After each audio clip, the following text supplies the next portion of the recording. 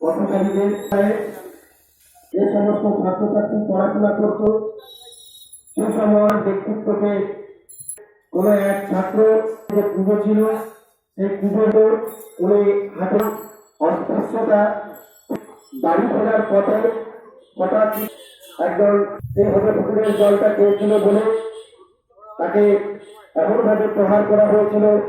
তার বাবা তাকে বুঝিয়েছিলেন আজকে যখন শিক্ষা দীক্ষায় জ্ঞানে বুদ্ধিতে এমন ওরাই তোমার কাছে আসবে।